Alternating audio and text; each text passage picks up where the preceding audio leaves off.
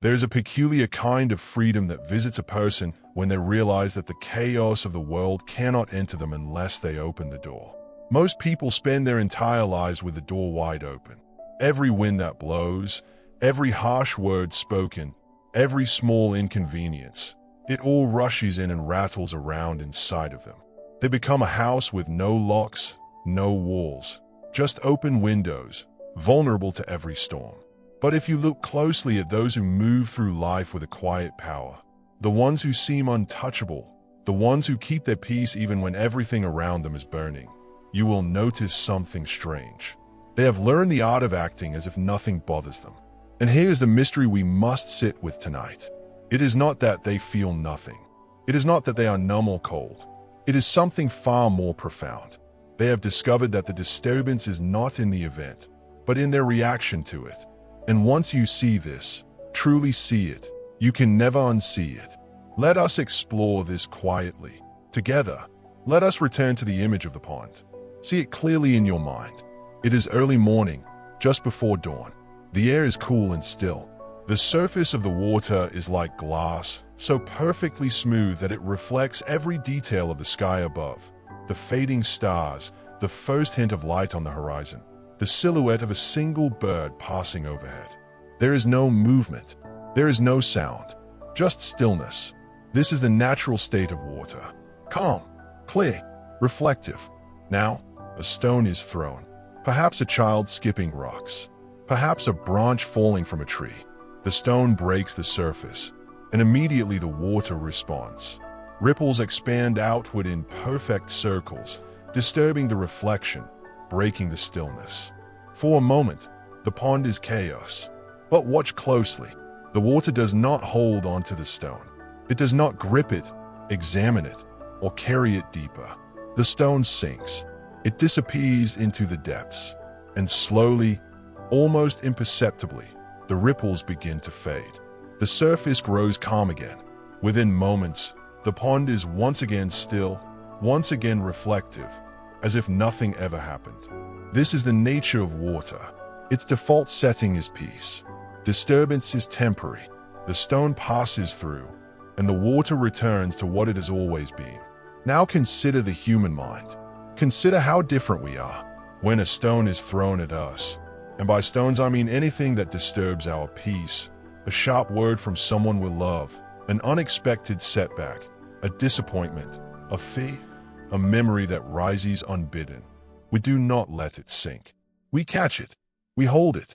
We turn it over and over in our hands, examining every edge, every imperfection. And then, instead of letting it go, we carry it with us. We carry it through the morning routine. We carry it to work. We carry it into conversations where it colors every word we speak.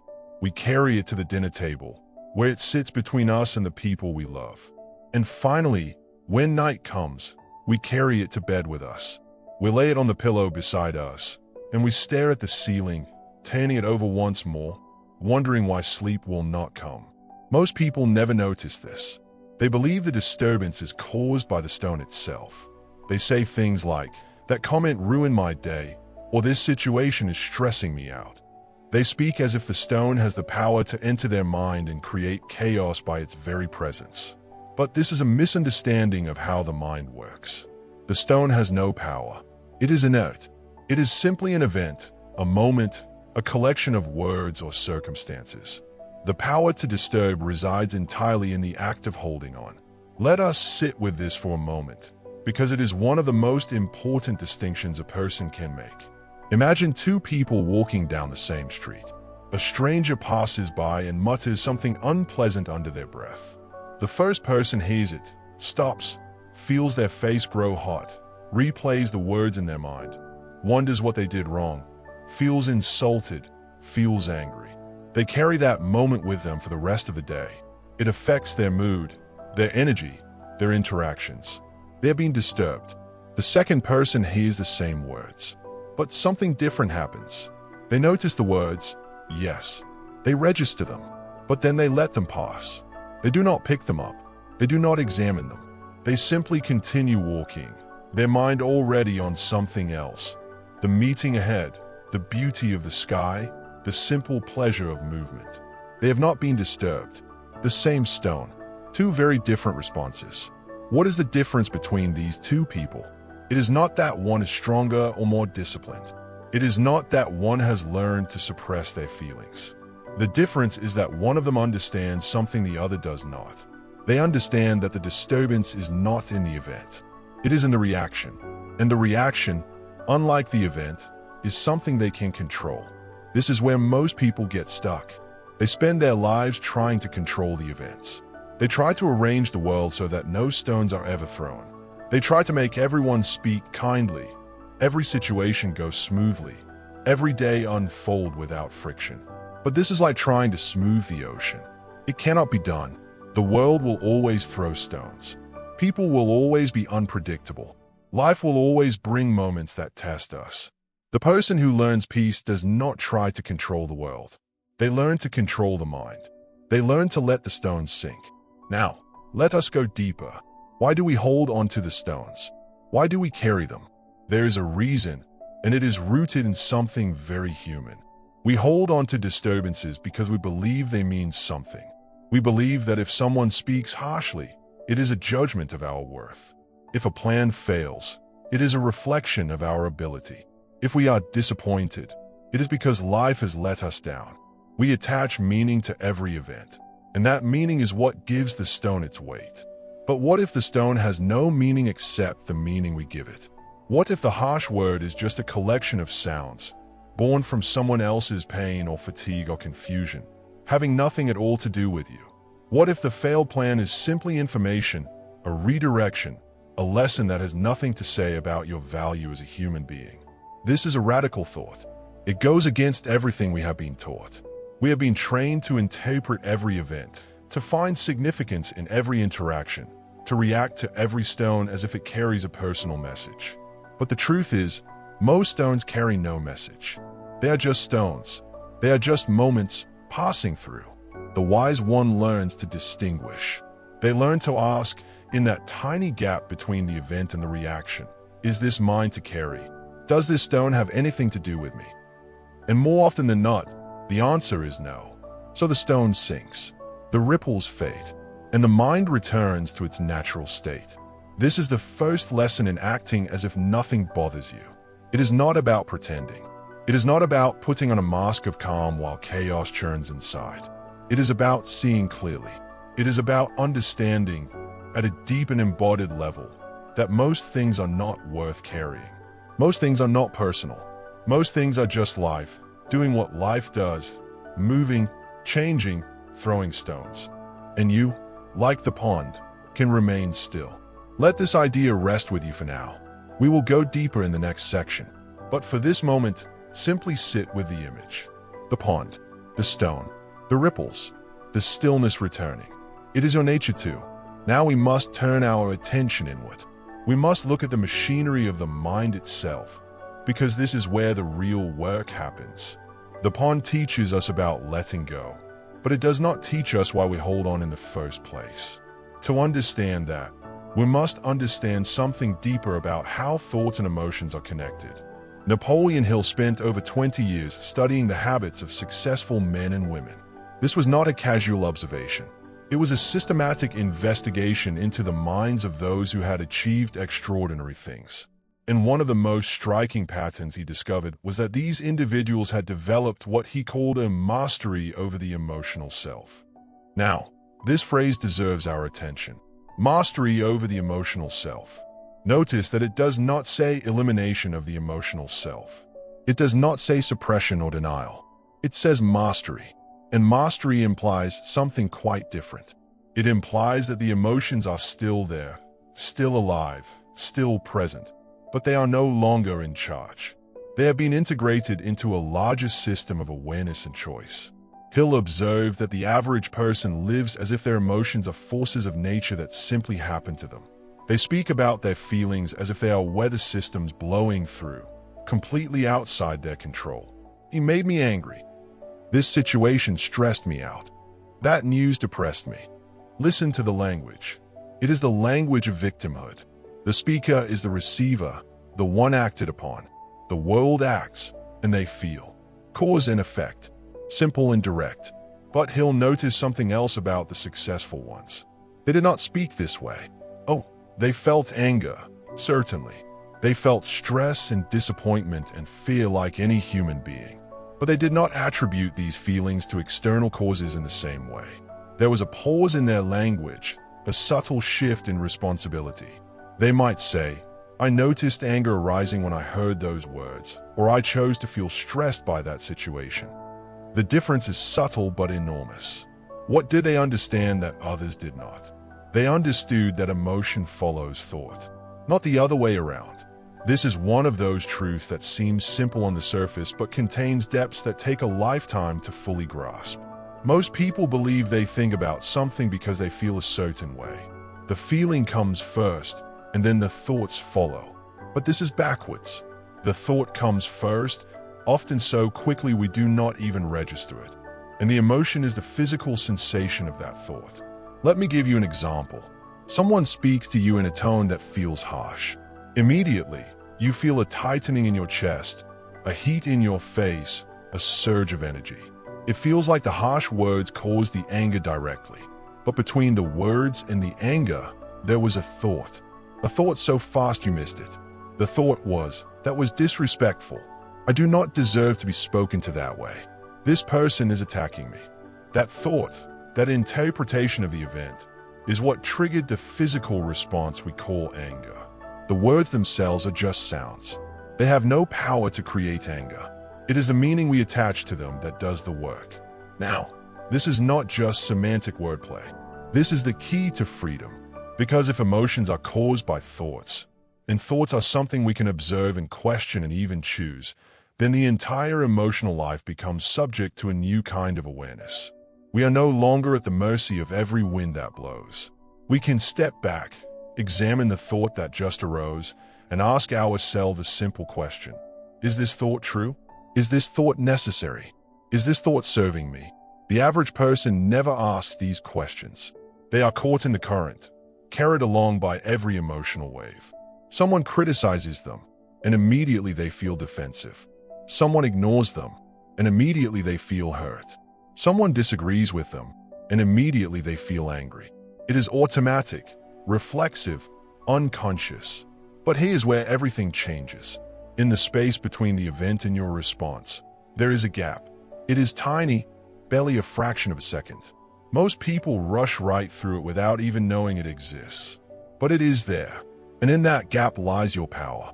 The person who learns mastery learns to stretch that gap. They learn to inhabit it, to dwell in it, to use it. When the stimulus comes, the harsh word, the setback, the disappointment, they do not react immediately. They pause, they breathe, they observe the thought that has just arisen. They notice the emotion beginning to stay. And in that moment of observation, they regain their freedom. They can then choose their response. Not react, but respond. And those two words mean very different things. Reaction is automatic, unconscious, driven by habit and conditioning. Response is conscious, deliberate, chosen. The person who acts as if nothing bothers them has not become numb. They have simply learned to use the gap. They have trained themselves to pause long enough to ask, do I need to carry this? Is this mine to carry? And often, the answer is no. Let us be clear about what this is not. This is not suppression. Suppression is when the emotion arises, you feel it fully, and then you push it down, pretending it isn't there. You put on a mask of calm while inside you are churning. Suppression is exhausting. It takes energy to hold those feelings down. And eventually, like a pressure cooker with no release, something will give. The mask will crack. The emotion will erupt, often at the wrong time, at the wrong person, with disproportionate force. This is not what we are talking about. Mastery is different.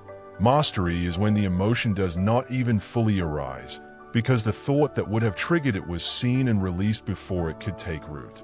It is not that you feel anger and hide it. It is that you see the thought that would have produced anger, and you let it go. You choose not to go down that road.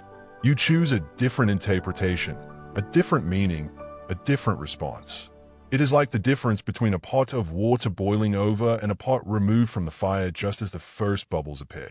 The heat was there. The potential for boiling was there. But the cook was paying attention. The cook acted in time. This is the mental trap that keeps most people average. They believe their emotions are caused by the world. And because they believe this, they spend their lives trying to change the world. They try to control people, manage circumstances, arrange life so that nothing uncomfortable ever happens. But the world is uncooperative. People are unpredictable. Life is messy. And so they remain perpetually frustrated, perpetually bothered, perpetually at the mercy of forces they cannot control. The one who learns mastery gives up on controlling the world. They turn their attention to the only thing they can actually control, their own mind. They learn to watch their thoughts. They learn to use the gap. They learn that between stimulus and response, there is freedom. And in that freedom, nothing can bother them. Not because the world has changed, but because they have. There's a principle that Napoleon Hill returned to again and again in his work. He called it the law of retaliation, though he meant something far more subtle than the word retaliation usually suggests. It is not about revenge or getting even. It is about the fundamental law of return. Whatever you send out, whether in thought, in word, or in action, will eventually find its way back to you. Now, this idea has been expressed in many ways across many traditions. You reap what you sow. What goes around comes around. As you give, so shall you receive. But Hill understood something about this law that most people miss.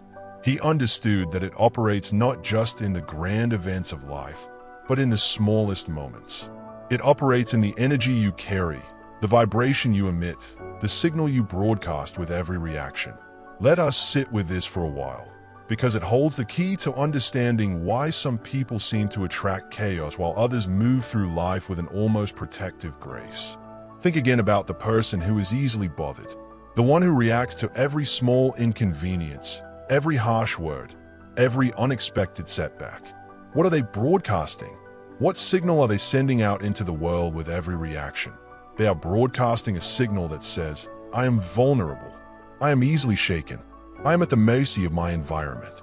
I have no internal stability, so I must constantly defend myself against external forces. Now, the world does not hear this signal with ears. It responds to it in a much deeper way. It responds to it through the law of attraction, through the principle of like attracting like. The energy of vulnerability attracts more things to be vulnerable about. The energy of reactivity attracts more things to react to. It is as if the universe conspires to give you more of what you are already demonstrating. This is not punishment. It is not the universe being cruel. It is simply the nature of energy. If you stand in a field and shout, the echo returns your voice. If you project instability, instability echoes back. Consider the person who loses their temper in traffic. They honk, they gesture, they scream behind the wheel. Their blood pressure rises, their muscles tense, their mind races with indignation. And what does the traffic do? It does not care. It remains exactly as it was. But something else happens. That person arrives at their destination already depleted, already defeated. Their energy is scattered. Their peace is gone. And because their peace is gone, they are now more likely to react to the next thing, and the next thing, and the next. The pattern perpetuates itself. Now consider the person in the same traffic who remains calm. They do not fight it. They accept it. They use the time to breathe, to think, to listen to music, or simply to sit in silence. They arrive at their destination no different than when they left. Their energy is intact. Their peace is preserved. And because their peace is preserved, they are more likely to remain calm in the next situation, and the next, and the next. The pattern perpetuates itself in the opposite direction. Two people, same traffic, two completely different experiences. And the difference was not in the traffic. The difference was in the signal they broadcast. This is the hidden operation of the law of retaliation. It is not that the universe reaches down and rewards the calm person with better traffic. It is that the calm person's response preserves their energy, protects their peace, and keeps them in a state where they can think clearly and act wisely. The reactive person, by contrast, exhausts themselves fighting battles that do not exist, and in doing so, they have less energy for the battles that actually matter. But there is another layer to this. And it is perhaps even more important. When you learn to act as if nothing bothers you, you are not just preserving your own energy. You are broadcasting a different kind of signal entirely. You are broadcasting a frequency of stability, of self-mastery, of inner strength. And the world, in its mysterious way, begins to respond to that signal. People treat you differently, not because you have demanded respect, but because you carry yourself in a way that naturally commands it. There is something about a person who remains calm in chaos that others instinctively recognize. They sense that this person is not to be trifled with. They sense that this person has resources within themselves that do not depend on external circumstances. And without any words being exchanged, the dynamic shifts. Obstacles begin to soften, not because the obstacles have changed, but because your relationship to them has changed. Problems that once seemed insurmountable now appear as simply challenges to be met. Conflicts that once would have consumed you now seem like small waves lapping against the shore. The world has not become kinder. You have become stronger. This is the paradox at the heart of the law of retaliation. When you stop fighting the world stops fighting you. When you stop reacting to every stone, fewer stones seem to come your way. It is as if the universe looks at you and says, "This one has learned. There is no need to test them further." Now, let us be careful here. This is not a promise that life will become easy. It is not a guarantee that difficulties will vanish. The person who has mastered themselves still faces challenges, still encounters difficulty, still experiences loss and disappointment. But they face these things from a different place. They face them from a place of inner stability rather than outer reactivity. And because they face them from this place, the challenges do not define them. The difficulties do not destroy them. Think of the great oak tree in a storm. The wind howls, the branches bend, the leaves are torn away. But the tree does not break. It has roots that go deep. It has learned to sway without uprooting. The storm passes, and the tree remains. It has lost some leaves, perhaps a branch or two, but its essential nature is unchanged. The person who is easily bothered is like a sapling with shallow roots. Every wind threatens to pull them from the ground. Every storm feels like the end. They spend their energy clinging, resisting, fighting forces much larger than themselves. But the one who has learned mastery has grown deep roots. They have anchored themselves in something that cannot be shaken. They have discovered that their peace does not depend on the weather. And so the weather, no matter how fierce, cannot destroy them. This is what the world responds to.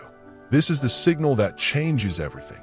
Not the signal of control, not the signal of force, but the signal of rootedness. The signal of a person who knows who they are and what they carry, and who has chosen, consciously and deliberately, to carry only what serves them. When you broadcast that signal, the world has no choice but to respond in kind. The chaos recedes, the noise fades, and what remains is a quiet clarity, a steady strength, a peace that truly passes understanding. Not because the world has changed, because you have. Now we arrive at a question that has puzzled seekers for generations. How do the great achievers think differently? What goes on inside the mind of someone who seems untouchable? Someone who moves through chaos with grace? Someone who does not crumble under pressure or react to every thrown stone? Napoleon Hill devoted years of his life to this question. He interviewed hundreds of the most successful people of his era, industrialists, inventors, writers, statesmen. He wanted to know the invisible mechanism, the secret machinery of thought that separated those who achieved extraordinary things from those who merely dreamed about them. And what he found, beneath all the surface differences, was a common thread. Every person who had achieved something remarkable had what Hill called a definite chief aim. They had a purpose so clear, so compelling, so deeply rooted in their consciousness that it shaped everything else. It was not a vague wish or casual hope. It was a burning desire that consumed their attention and directed their energy. Now, let us sit with this idea for a moment, because it is easy to hear it and think, yes, of course, have goals. I know this. But we are not talking about goals in the ordinary sense. We are talking about something far more fundamental. We are talking about a purpose that becomes the organizing principle of your entire inner world. Imagine for a moment that you are walking through a crowded marketplace. The streets are narrow, filled with people pushing and shouting. Vendors call out from every direction. There is noise, chaos, movement everywhere. It would be easy to feel overwhelmed, to be bumped and jostled, to lose your way. But now imagine that on the other side of this marketplace, someone you love more than anyone in the world is waiting for you. Someone you have not seen in years. Someone whose presence fills you with joy just thinking about them. You are walking toward that meeting with every fiber of your being. Your mind is fixed on the face you are about to see, the embrace that is coming, the conversation that will unfold. Now, as you walk, someone bumps into you. Do you stop?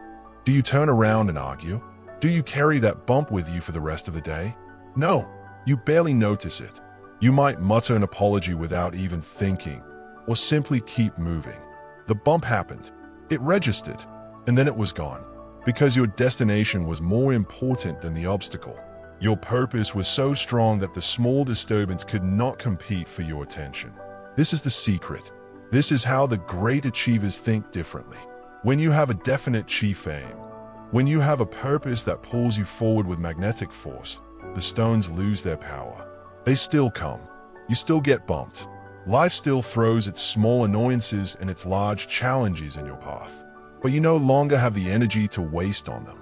You are on your way to something greater, and that something greater has claimed your attention. Most people, however, do not have this. They drift. They move through life without a clear sense of direction, without a burning desire, without a purpose that organizes their days. They have goals, perhaps a better job, more money, a nicer house. But these are surface desires, not the deep, consuming purpose that Hill described. And because they have nowhere important to go, every small bump feels like a major event. They have nothing to compare it to. A rude comment can ruin their entire day, because that rude comment is the biggest thing happening in their life. A small setback can send them into a spiral of worry and self-doubt, because they have no larger vision to put it in perspective. Consider the difference between a ship with a destination and a ship without one. The ship with a destination knows where it is going. It has a course plotted, a harbor in mind. When storms come, they are obstacles to be navigated, not reasons to abandon the journey. The captain adjusts the sails, corrects the course, and keeps moving toward the destination. But a ship without a destination is at the mercy of every wind. Storms are not obstacles to be overcome. They are simply forces that push the ship wherever they will. There is no harbor to reach, no purpose to fulfill. The ship drifts, and the wind decides its fate. Most people are drifters. They have not decided what they want with sufficient clarity and intensity. They have not found their definite chief aim, and so they are pushed and pulled by every circumstance, every opinion, every small annoyance. They are bothered by everything because nothing matters enough to rise above. Now, let us be clear about what this means. Having a definite chief aim does not mean you will never feel bothered. It does not mean you become immune to pain or disappointment or frustration. But it does mean that these feelings no longer control you. They become background noise, not the main event. When your purpose is strong enough, it acts as a filter. It sifts through the endless stream of events and experiences, and it asks a simple question. Does this serve my purpose? Does this move me toward my aim? If the answer is no, you simply do not have the energy to invest in it. You let it pass. You let it sink. You keep walking toward the one you love on the other side of the marketplace. This is why the great achievers seem so calm in the face of chaos. It is not that they have mastered some secret technique of emotional control. It is that they have found something more interesting to focus on. Their attention is claimed by something larger than the small disturbances of daily life. Think of a mother who hears her child cry out in the night. She wakes instantly, her heart pounding, her focus entirely on that sound. At that moment, she does not notice the uncomfortable pillow or the noise from the street or the argument she had earlier in the day. All of that fades away. The child's cry has claimed her attention completely. This is the power of purpose. When you find something that matters to you as much as that child matters to the mother, the world's small noises lose their power. They still exist. They still register. but they no longer command you.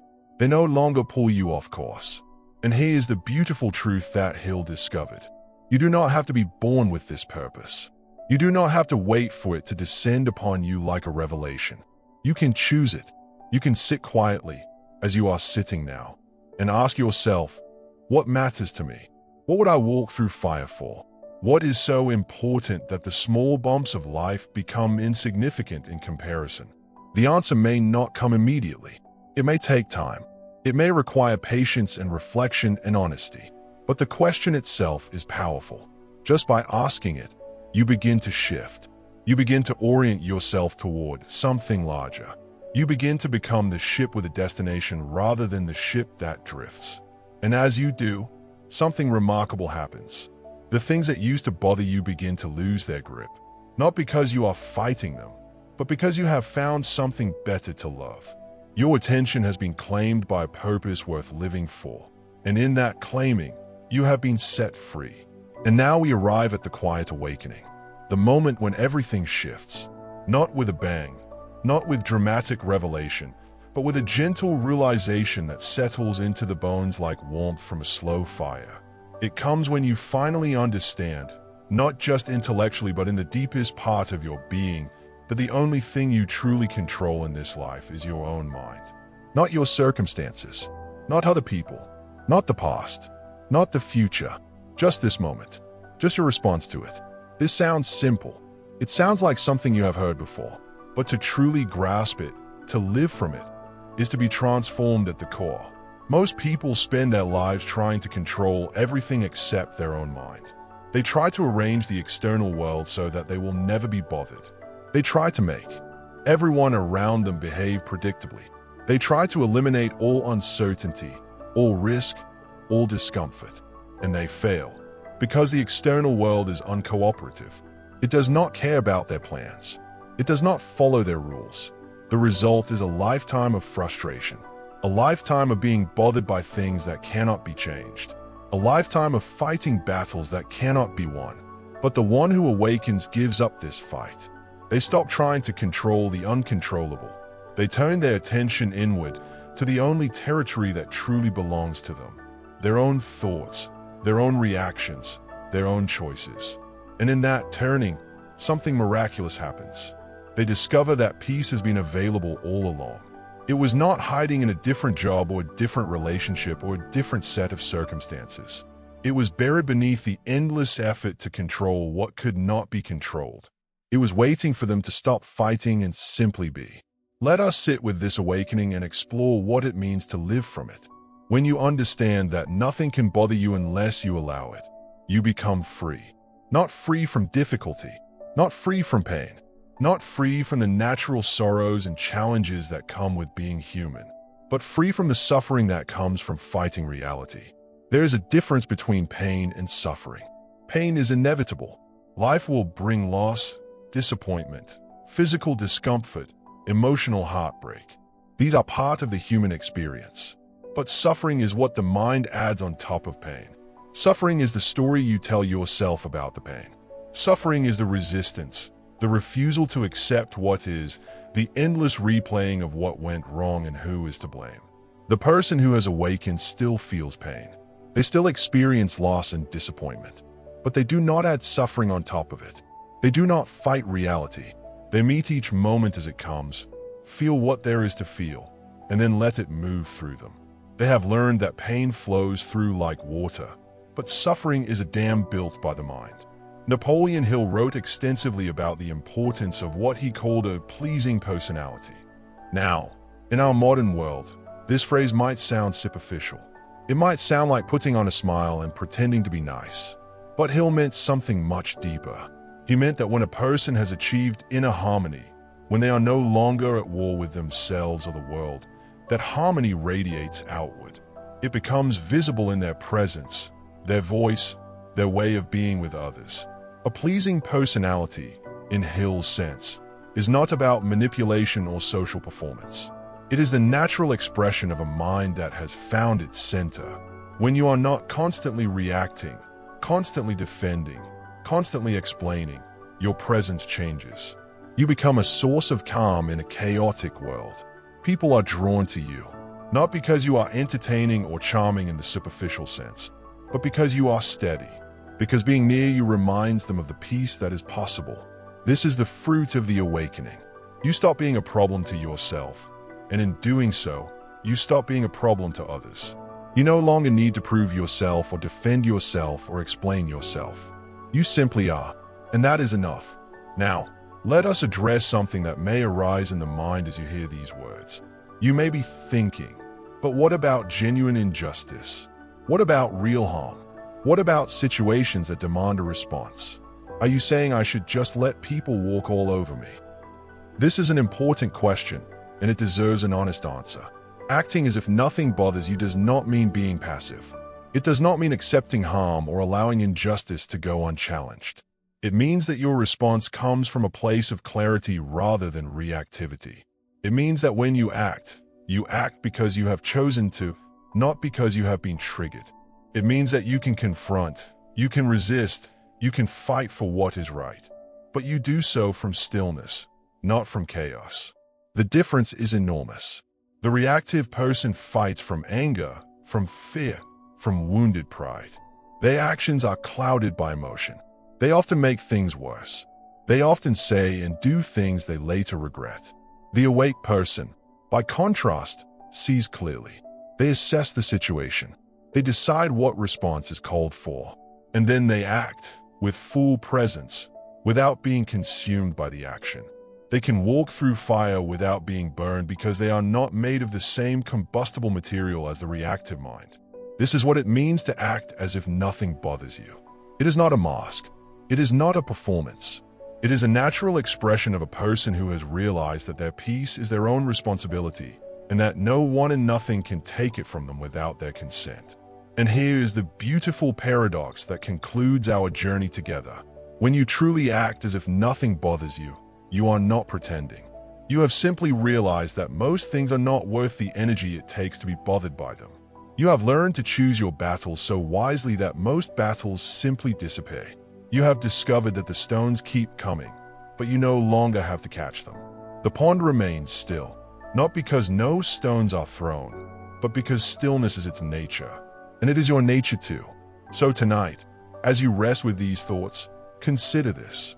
What if the peace you have been searching for has always been inside you? What if the world is not the problem? What if the only thing standing between you and stillness is the habit of picking up every stone? You have the power to let them sink. You have the power to remain the pond. You have the power to choose, in each moment, what you will carry and what you will release. And in that power, you will find something the world cannot give you and the world cannot take away. A quiet center, an unshakable calm, a freedom that no circumstance can touch. Rest now in that knowing. Breathe deeply, and carry only what you choose to carry.